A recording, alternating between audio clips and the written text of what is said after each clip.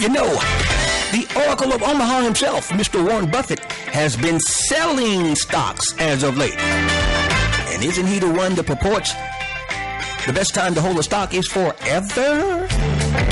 What's really going on with the Oracle of Omaha? Let's take a peek and see.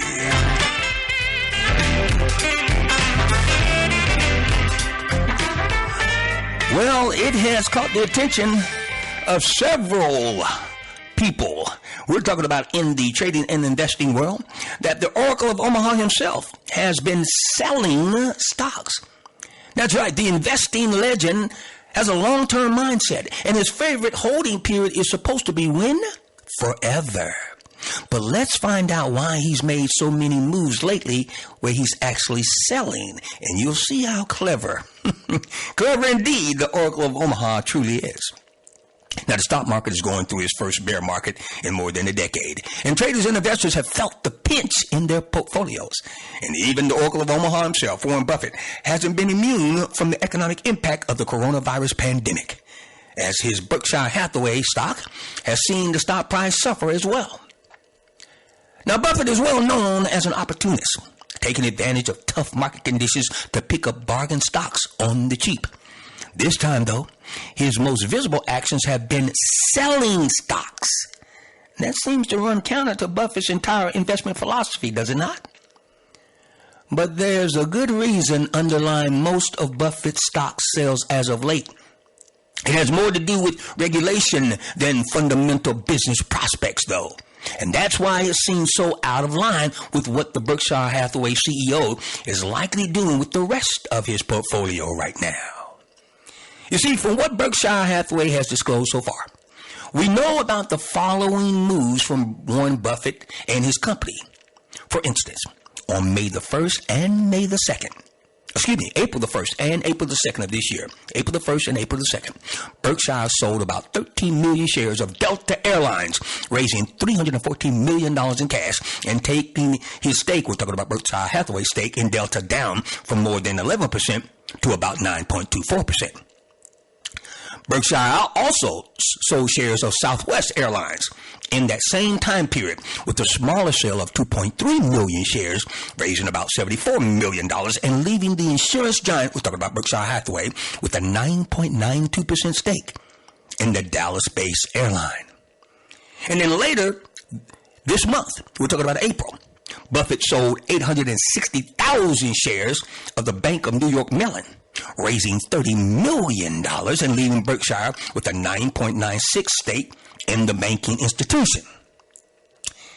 Now, those sales made huge news, raising all sorts of questions about Buffett's motivations. But if you look closely, if you look and you see, you notice that the moves that the Oracle of Omaha made took all of those stocks below the 10% ownership threshold. Smart. See, amid the storm and fury, it's possible that the implications of the 10% ownership rule were the primary motivations for selling the stocks. Now, what 10% ownership rule and what does it mean? Let me break it down for you. You see, there are surprisingly large ramifications for owning a 10% stake in a publicly traded company. One core securities law comes into play as Section 16B of the Securities Exchange Act of 1934 limits the ability of 10% owners to make ongoing trades in a stock, as the 10% owner essentially gains insider status and invites litigation if that particular owner continues to buy and sell shares. That's not such a large issue for Buffett, who tends not to trade his positions frequently, but it often comes into play for activist investors looking to influence corporate policy. That's why you'll so frequently see activists take 9.9% or smaller stakes in the companies they've chosen to engage. You see, it leaves them with greater flexibility to exit their positions if they choose to do so later on.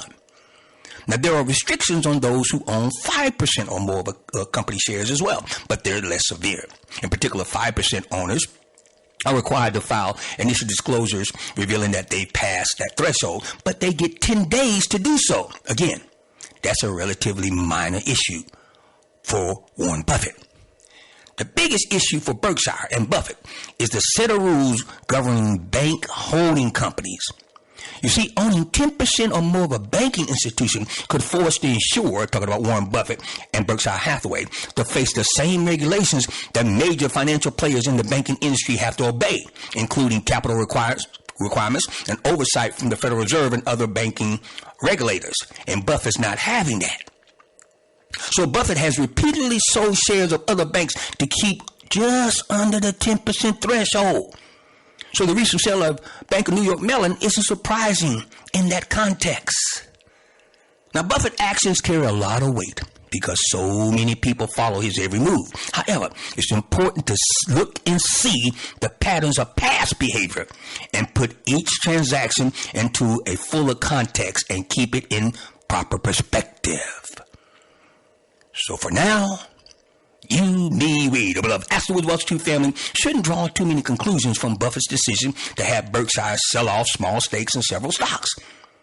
Only if the reductions continue will it be evident that the Oracle of Omaha has truly changed his mind about how he views some of the companies in his portfolio of stocks. You see, family members, when you know how the uber wealthy think, when you know how the uber wealthy move, then you can monetize what they do and don't do.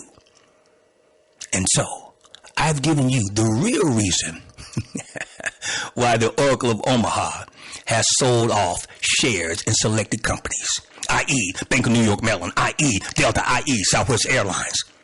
It's because he wants to stay under that 10% threshold, which allows him to usurp and get around the staunch regulatory requirements that 10% ownership brings with it.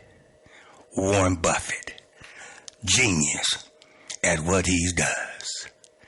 And if you're struggling and you can hardly get along from an economic standpoint, you'd be well advised to monitor the uber wealthy. See what they do. Think about how they move and monitor their behavior.